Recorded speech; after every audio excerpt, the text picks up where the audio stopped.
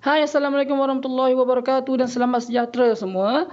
Okey, hari ini kita nak sambung membincangkan buku teks sains tahun 5 KSSR Saya Makan Semula. Okey, hari ini kita akan masuk kepada satu lagi subtopik dalam topik haiwan ni, iaitu muka surat 74, rantai makanan. Okey, apa itu rantai makanan? Okey, kalau kita bayangkan rantai tu dia macam rantai pakai kat badan kan? Pakai kat leher kan? Rantai tu dia bulat gitu kan? Maksudnya dia ada satu rantaian. Maksudnya persambung-sambung-sambung gitu. Okey. Jadi, hidupan dalam suatu habitat saling bergantung untuk mendapatkan sumber makanan. Kenal pasti haiwan dalam situasi di bawah dan nyatakan makanannya. Kita tengok kat dalam gambar ni. Gambar yang diberi adalah helang, ada burung, ada tupai, ada ular, ada monyet, ada bangau, dan juga di dalam air ada memerang, atas air ada ketam, ada kat situ ada macam udang kan, ikan, udang galah. Ni udang galah. Okey, macam-macam haiwan. Okey, untuk pengetahuan anda semua, okey, gambar yang ditunjukkan ini adalah hutan paya bakau, di mana hutan paya bakau ni adalah hutan yang cukup baik kerana pokok-pokok dia, akar-akar dia mencecah ke tanah. Yang ini menyebabkan kita punya macam tepi laut ataupun tepi pantai tu jadi lebih kuat lah. Jadi habitat untuk haiwan duduk sini memang banyak. Jadi contoh yang diberi dalam buku teks ni sangat bagus. Ada burung kat atas tu kan, dengan helang kan. Okey. Semua ini menunjukkan habitat-habitat. Ada monyet kat sini, menunjukkan habitat yang kita boleh wujudkan satu rantaian makanan. Okey. Contohnya yang di dalam air, ada ikan, ada udang, ada ketam. Yang di atas ni ada helang, ada burung. Jadi semua ni boleh membentuk satu rantaian makanan. Ular makan apa? Ular makan, mungkin dia akan makan memerang. Kita tak tahu kan. Adakah dia akan makan tupai? Ada tu helang. Adakah helang akan makan ular? Lepas tu kat dalam air ni pula ikan kecil ada, ikan besar ada udang, ada ketam. Jadi semua ini akan dibincangkan untuk kita mencari apa itu sebenarnya rantai makanan. Okey, mari kita sambung ke surat 75. Berdasarkan situasi di paya bakau, kan dia kata paya bakau kan. Apakah makanan bagi setiap haiwan yang dikenal pasti? Dia kata, saya perhatikan ada tupai sedang makan buah, sementara memerang pula sedang memakan ikan. Nampak, dia nampak kat situ ada tupai tadi, dia makan buah, dan memerang makan ikan.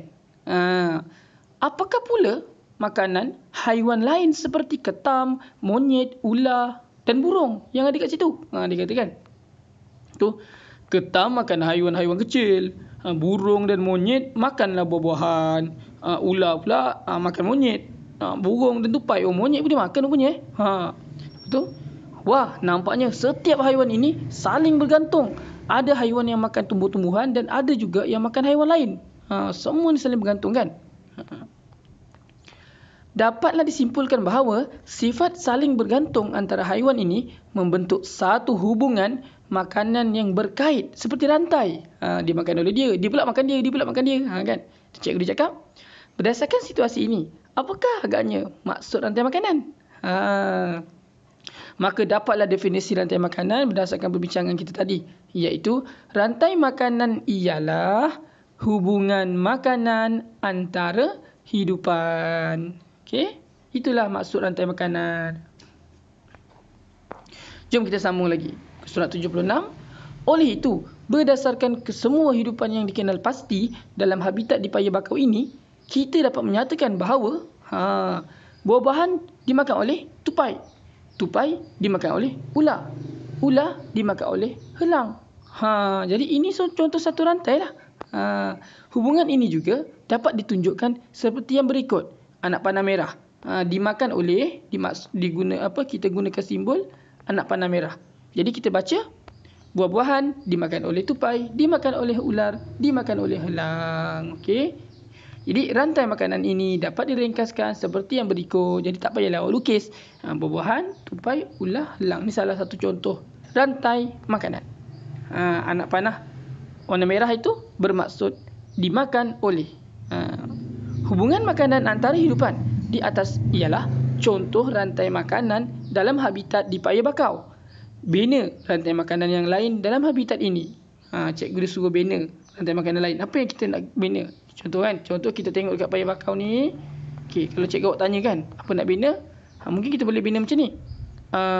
Rumpai air dimakan oleh ikan kecil. Ikan kecil dimakan oleh ikan besar. Ikan besar dimakan oleh memerang. memerang dimakan oleh ular, ular dimakan oleh elang. Wow. Contoh saya ulang sekali. Rumpai air dimakan oleh ikan kecil. Ikan kecil dimakan oleh ikan besar. Ikan besar dimakan oleh memerang. Memerang dimakan oleh ular. Ular dimakan oleh elang. Itulah contoh jawapan saya. Kalau cikgu ditanya tadi kan, cikgu dia nak suruh buat satu lagi rantai makanan kan. Panjang kan saya punya rantai makanan. Lebih panjang daripada dia orang punya yang ditunjuk contoh ni. Kan. Jadi ikutlah, awak pun boleh cuba. Jom kita pergi dengan lebih mendalam lagi. Muka surat 77. Pengeluar dan pengguna. Apa tu? Mari kita kenal pasti pengeluar dan pengguna berdasarkan rantai makanan dalam habitat paya bakau. Cikgu dia tanya, masihkah kamu ingat tentang proses fotosintesis? Ingat tak proses fotosintesis? Kita belajar dulu. Okey, fotosintesis ni adalah proses tumbuh-tumbuhan menghasilkan makanannya sendiri dengan kehadiran cahaya matahari. Kan, tumbuhan hijau kan. Jadi tumbuhan hijau dibuat makanan dia sendiri. Okey, dengan kehadiran cahaya matahari lah. Okey, awak anggap saja kalau tak ada cahaya matahari kan tak boleh jadi fotosintesis kan. Maksudnya awak anggap je tumbuhan tu nak masak, tak ada api tak dapatlah nak masak makanan dia. Jadi fotosintesis itu mesti ada cahaya matahari. Jadi tumbuhan hijau ni dia hasilkan makanan sendiri, dia tak perlulah rimbat makanan orang lain. Oleh itu tumbuh-tumbuhan ialah pengeluar. Okey, maksudnya dalam satu rantai makanan yang dimulakan dengan tumbuhan, tumbuh-tumbuhan itu namanya pengeluar. Okey, dalam satu rantai makanan hanya ada satu tumbuhan. Contoh dekat paya bakau tadi mula dengan buah-buahan kan, ataupun mula dengan rumpai air contohnya. Satu je, lepas tu lain semua haiwan. Jadi yang tumbuhan itulah yang dikatakan pengeluar. Boleh faham? Cikgu, bolehkah hidupan lain menjadi pengeluar? Tak boleh lah. Kan? Tumbuh-tumbuhan hijau saja yang boleh menjalankan proses fotosintesis. Daripada manakah tumbuh-tumbuhan mendapatkan tenaga? Tu kawan jawab. Tumbuh-tumbuhan mendapatkan tenaga daripada cahaya matahari. Seterusnya, cahaya matahari menjadi sumber tenaga kepada tumbuh-tumbuhan untuk menjalankan proses fotosintesis. Sebenarnya kita makan semua ni kan, haiwan makan, kita makan haiwan makan tumbuhan. Sebenarnya tenaga utama kita adalah cahaya matahari. Cahaya matahari tu tumbuhan serap tenaga dia untuk buat makanan dan dia pun jadilah makanan. Buat makanan. Kemudian pokok tu pun membesar. Bila pokok tu membesar, menjadi buah-buahan atau menjadi rumput ke apa kan, haiwan akan makan dia. Jadi tenaga tu bermula sebenarnya daripada matahari. Itu yang cuba diterangkan dalam perbualan ini. Betul. Dapatkah kamu kenal pasti pengeluar dan pengguna dengan menggunakan contoh hidupan lain di paya bakau? Dia tanya kan. Cikgu dia kata, okey, cuba kau buat hidupan lain. Tengok pengeluar dan pengguna apa. Okey. Jom kita tengok. Pengeluar mendapat tenaga daripada cahaya matahari. Bagaimanakah dengan haiwan lain seperti tupai, memerang, ular, helang yang tidak dapat membuat makanannya sendiri? Dah tentulah kan. Jadi daripada mana haiwan-haiwan ni sebenarnya nak dapatkan sumber tenaga dia, tuan-tuan dan puan-puan? Okey. Tupai ni ialah pengguna yang memakan buah-buahan. Okey, jadi dia adalah pengguna. Yang kalau dalam rantai makanan yang kita tengok contoh tadi, yang mula-mula pengeluar, yang lain tu semua pengguna. Memerang ialah pengguna juga yang memakan ikan. Sebab dia makan ikan. Oleh itu, tupai dan memerang mendapat tenaga daripada makanan yang dimakan tadi. Jadi macam tupai tu, dia dapatlah makan tenaga daripada buah-buahan. Memerang dapatlah tenaga daripada ikan. Kan? Hidupan ini juga dapat dikaitkan dengan hubungan perpindahan tenaga seperti berikut. Okey, kita pergi zoom lebih mendalam. Tupai ialah pengguna yang mendapat tenaga dengan memakan buah. Okey, dia dapat tenaga. Buah tu daripada cahaya matahari kan, pokok kan, dia dapat tenaga. Tupai ni makan buah tu, dia pun dapat tenaga. Kemudian ular ialah pengguna yang mendapat tenaga dengan memakan tupai. Dia makan pula tupai, dia dapat tenaga daripada tupai. Kemudian helang pula makan ular. Helang ialah pengguna yang mendapat tenaga dengan memakan ular. Maka tenaga tu berpindah-pindah daripada buah tadi kepada tupai, kepada ular dan kepada helang. Jadi anak panah merah dalam satu rantai makanan juga menunjukkan aliran perpindahan tenaga. Okey, bila kita sebut anak panah merah tu ialah dimakan oleh, dan ia juga sebenarnya bermaksud aliran perpindahan tenaga. Okey, jadi apakah sumber tenaga utama dalam hubungan makanan di atas? Okey, kita tengok ke atas ni. tupai, ular, helang ni kan. Sebenarnya apa sumber tenaga utama dia? Mana datang sebenarnya? Cari-cari balik. Tupai makan buah. Buah makan, buah tak makan apa-apa. Buah dapat makanan melalui proses fotosintesis daripada cahaya matahari. Jadi, sumber utama tenaga dalam hubungan makanan di atas ini ialah cahaya matahari. Itulah punca dia.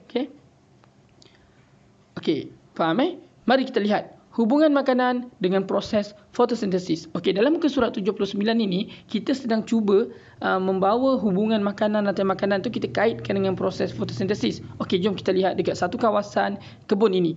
Ya Allah, banyaknya haiwan dekat kebun ni ada pula sayur, kobis apa tu kan. Kemudian ada kambing, ada ayam, ada beluncas, ada ular. Lepas tu ada itik. Banyaknya. Macam mana kobis tu boleh tumbuh Sebab kan banyak haiwan yang makan ni kan. Okey, jom kita lihat apa yang cerita sebenarnya ni. Hubungan dalam rantai makanan juga menyebabkan perpindahan tenaga. Mari kita perhatikan situasi di kebun ini. Nampak banyak haiwan. Berdasarkan pengguna dan pengeluar yang dikenal pasti, perpindahan tenaga dalam beberapa rantai makanan dapat dibina seperti di bawah. Okay, jom kita tengok apa yang dibina rantai makanannya. Contoh Yang pertama, sayur dimakan oleh pengguna, itik. Sayur tu pengeluar kan. Kemudian itik dimakan oleh ular. Ular tu adalah pengguna. Pengguna juga. Itik pengguna yang pertama, ular pengguna yang kedua kan. Okey, ataupun kita boleh lihat kat sini, sayur juga dimakan oleh kambing. Kambing dimakan oleh ular. Di mana sayur ialah pengeluar, kambing dan ular adalah pengguna. Seterusnya, sayur dimakan oleh ayam, ayam dimakan oleh ular. Sayur ialah pengeluar, ayam ialah pengguna dan ular juga adalah pengguna. Okey. Dan satu lagi kita lihat, sayur dimakan oleh beluncas, beluncas dimakan oleh itik dan itik dimakan oleh ular. Jadi sayur adalah pengeluar dan perpindahan tenaga berlaku kepada beluncas, itik dan kepada ular. Begitu juga dengan yang di bawah sekali, sayur dimakan oleh beluncas, dimakan oleh ayam pula dan dimakan oleh ular. Maka banyak sangat rantai makanan yang dapat kita bina daripada satu kawasan kebun itu saja tadi. Dan kita dapat lihat warna merah-merah ini merupakan perpindahan tenaga yang berlaku daripada sayuran kepada ular. Okey. Jadi cikgu boleh cakap, hidupan di kebun sayur ini membentuk makanan, hubungan makanan antara pengeluar kepada beberapa pengguna. Okey. Oleh itu, rantai makanan juga menunjukkan hubungan makanan antara hidupan dari aspek perpindahan tenaga. Maksudnya dengan rantai makanan, kita dapat lihat siapa yang makan siapa kan. Hubungan makanan antara hidupan. Dan kita juga dapat mengetahui bahawa daripada mana perpindahan tenaga itu berlaku kepada apa. Daripada pengeluar sayur kepada yang terakhir iaitu ular. Okey. Jom kita sambung 80. Rajah menunjukkan hubungan makanan antara hidupan dengan proses fotosintesis dari aspek perpindahan tenaga dalam rantai makanan di habitat sawah padi. Okey, tadi kita dah pergi dekat kolam sebelum tu kebun kolam lah. Sebelum tu kita pergi dekat paya bakau. Sekarang ni kita pergi pula dekat sawah padi. Matahari ialah sumber tenaga utama dalam ekosistem yang membekalkan tenaga cahaya dan tenaga haba. Macam mana pun memang matahari. Sebab kalau dekat sawah padi, matahari juga kan dia dapat buat proses fotosintesisnya. Ini pokok padi.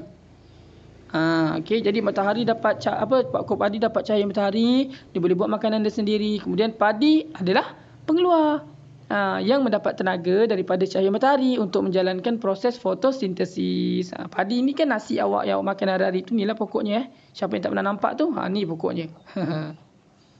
Okey. Helang. Ini sebenarnya ada sambungan Okey, kita tengok daripada muka surat 80 dan 81 kan. Okey, padi ni kita pergi dulu padi. Saya pergi kepada helang kat sebelah. Bukan helang, bawah ni. Okey. Padi dimakan oleh itik dan ayam kan. Ni. Itik dan ayam muka surat 81 ni adalah antara pengguna yang memakan padi.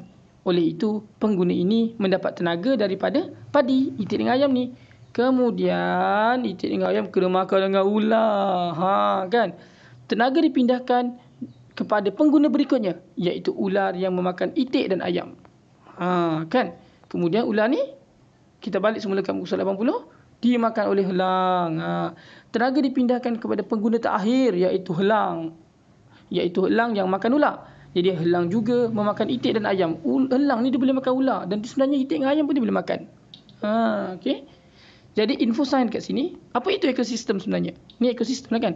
Ekosistem ialah sistem ekologi hidupan semula jadi yang tinggal bersama-sama, saling berinteraksi dan saling bergantung dalam satu habitat termasuk persekitarannya seperti air, tanah dan udara yang bersumberkan tenaga daripada cahaya matahari. Ini kira ekosistem lah ni. Kan maksudnya macam mana hidupan tu saling bergantung, berinteraksi, dia makan dia, perubahan tenaga berlaku. Kan itu termasuklah air, tanah dan udara tu lah. Okey. Itulah namanya ekosistem. Okey, mari kita lihat. Cikgu dia cakap apa? Apakah kepentingan hubungan makanan antara hidupan dari aspek pembinaan tenaga? Kenapa pentingnya kita nak tahu ada tenaga yang berubah? Tak cukup ke kita just tahu dia dimakan oleh dia makan oleh dia. Kenapa kita kena tahu pasal tenaga tu? Cikgu dia tanya kan. Sebab tenaga ni lah dapat kita tahu daripada mana tenaga tu berasal kan. Jadi kalau kita tak tahu daripada mana tenaga tu berasal, kan kita dah susah nak merasa kita nak rasa bersyukur. Okay? Bila kita tahu, contohnya kita sebagai manusia, kita makan ayam, kita tahu tenaga tu berasal daripada ayam. Tapi kita tahu juga ayam tu makan padi. Jadi asalnya daripada padi. Daripada cahaya matahari. Maksudnya kita pun dapat tahu bahawa tenaga tu asalnya daripada cahaya matahari. Maka kita pun tanam pokok ada cahaya matahari, baru kita dapat tanam padi kena ada cahaya matahari, dapatlah pengetahuan baru kat situ. Okey, itu contohlah. Okey, jadi itulah kepentingan makanan hidupan dari aspek pembinaan tenaga, sebab bila kita makan kita dapat tenaga lah kan. Alright, siratan makanan. Okey, saya rasa sampai sini dululah 81. Nanti kita akan sambung lagi dengan satu lagi yang lebih mendalam, iaitu rantai makanan yang digabung-gabungkan jadi siratan makanan. Nak tahu apa itu siratan makanan? Tunggu pada video seterusnya. Okey, jangan lupa subscribe dan tekan butang loceng. Okey, nantikan video terbaru daripada saya. Assalamualaikum dan selamat sejahtera.